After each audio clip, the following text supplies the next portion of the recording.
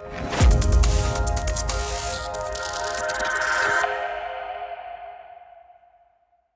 right, thank you for coming for this interview. Likewise, thanks for having me here. What's your name and what do you do? Sure.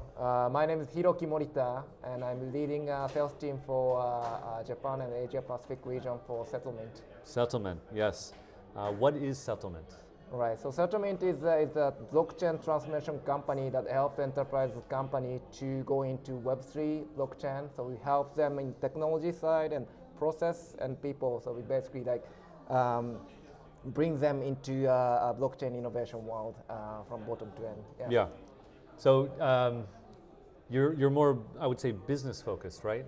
Retail people don't see you a lot, basically. Yeah, absolutely. So we are not, providing any, let's say, token to retail customer. We work for the companies or government to enable them to enable blockchain businesses. Right. We are behind. Right. And because you work with businesses and, as you said, governments, my first question would be, those kinds of organizations seem to be very conservative. So I would guess that adoption is slower. Right. You can say that, yeah. Compared to, let's say, crypto world, let's say, DeFi.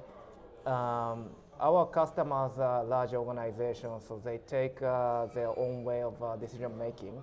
But once they decided to utilize the technology of Web3 and blockchain, their execution speed is very fast. Oh, yeah, okay. And how they can resource their capabilities are very, very strong. So there is a different dynamics in enterprise while doing a Web3 and DeFi and decentralized world doing Web3 stuff.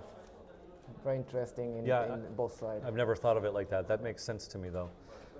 So again, I imagine most people, retail, they don't have visibility into this. I was hoping you could give me one or two examples of something that SettleMint has done, and so it might give them more context for what you guys actually do. Absolutely. So one of the recent news that we did was with Sony Bank. Sony Bank is announcing they're expanding their capability to in future issue their own stablecoin. And we are part of. Sorry, can I interrupt once? What denomination? Yen or USD? They haven't specified yet. Okay, sorry. But probably JPY is one of them. Very cool. I can imagine it can be also international. Sorry for interrupting. No worries. But there is many hurdles, of course, the bank issuing a stablecoin. So we had an announcement last March between SettleMint, Sony Bank, and Polygon. It's one of the network working together to explore the possibility of Sony Bank to launch a stablecoin management platform. And the way this works is Sony Bank came to you, or did you go to Sony Bank? How does this process begin? So it's both sides. Of course, I'm in charge of us SettleMint, representing what we can offer and making sure that our support level is what Sony Bank is requesting. But it's also B2B world, so a lot of negotiation. My founder and CEO, Matthew, who's based in Belgium, he's been to Sony Bank a couple times. Sony Bank folks have been to our headquarters in Belgium as well. So it's a corporate to corporate relationship that's been built, and we have to trust each other, they trust our technology capability, and then the business happens. Very, very cool. And SettleMint would be bringing your technology being like a blockchain platform, or expertise, or knowledge, or all of that combined?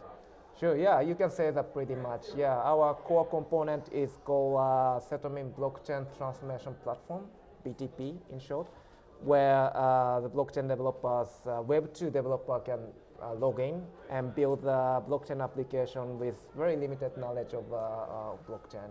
That's where we have as a core components. In addition to that, we have professional people, developers, consultants, and also we have partners who can use our platform to deliver the capability to our customers. So we have a mix of technology and process and people. Right. And for this Sony one, where does Polygon come in to play? Right. So good question. So our platform BTP supports multiple different blockchain, including public chain like L2, Polygon, or even Ethereum, or Avalanche, some other one. And also we support multiple different private networks like Besu, Hyperledger Fabric, things like that. Right. And Polygon is happen to be the one that we believe that suitable public chain to use at this time of. I see. Yeah.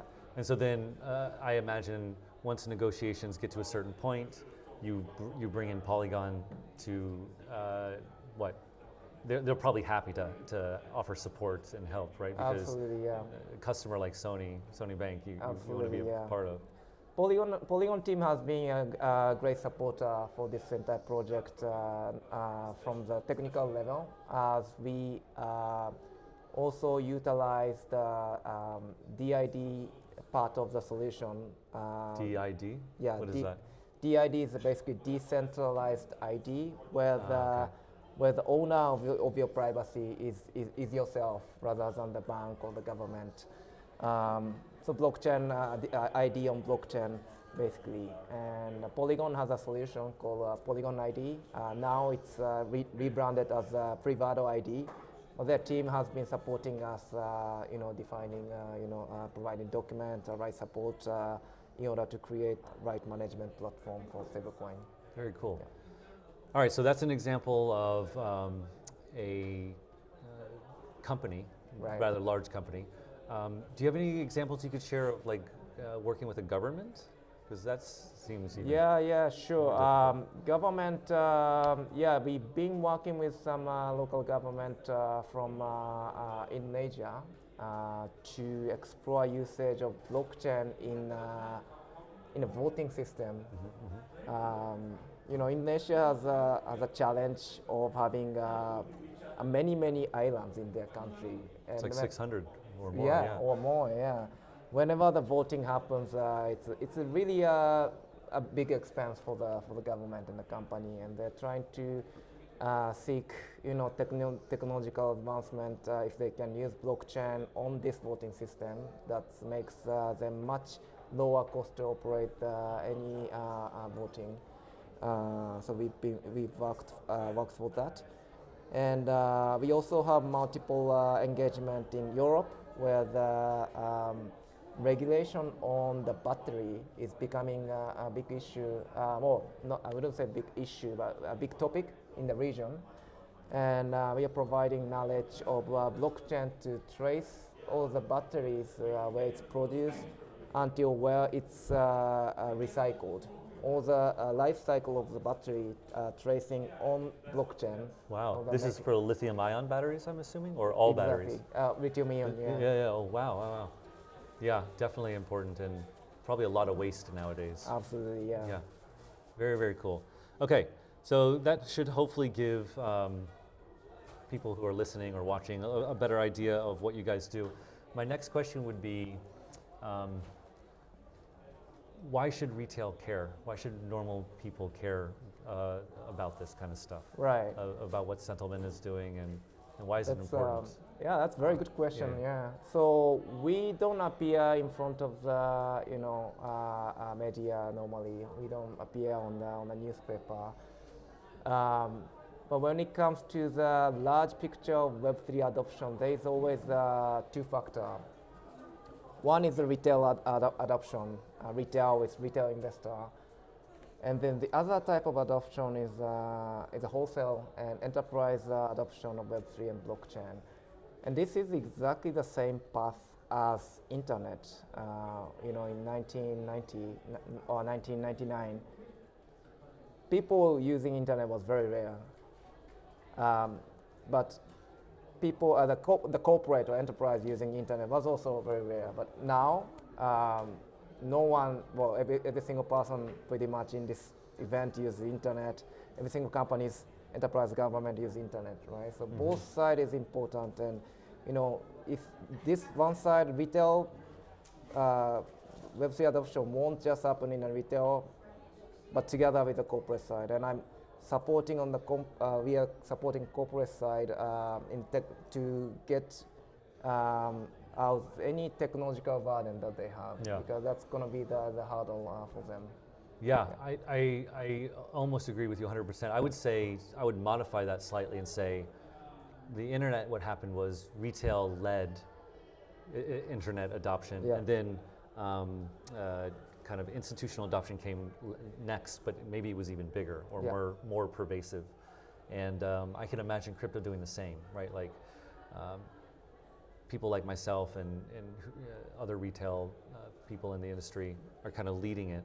And then the major adoption, maybe when you get mainstream adoption, maybe even is when the businesses come in and really kind of like the Sony Bank example. That's when you get like my mom and dad using crypto. Right? like exactly. They're not going to be using crypto right now with me. Yeah, absolutely. But yeah, very, very cool.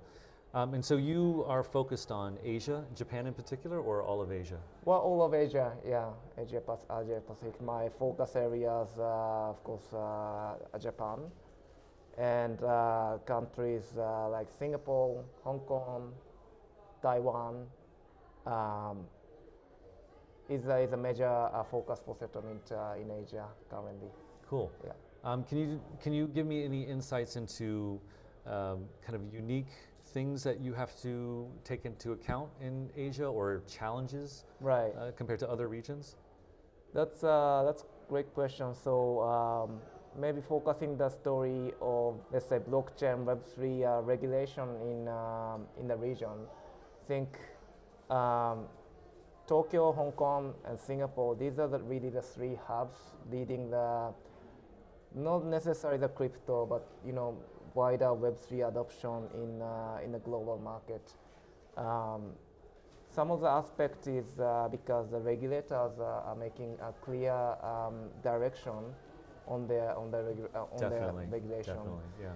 And the other side of the aspect is also that comes into regulation towards financial institutions as well. Right now, financial institution is the one that's really bringing, becoming an enabler of Web3 adoption throughout their customer or throughout their institutional customers. One of the topics that I see very fascinating is that MAS, Monetary Authority of Singapore, that's kind of regulator of Singapore, is becoming really aggressive on adoption of blockchain technology, Web3 technology into the financial world. They are launching multiple different framework or consortium.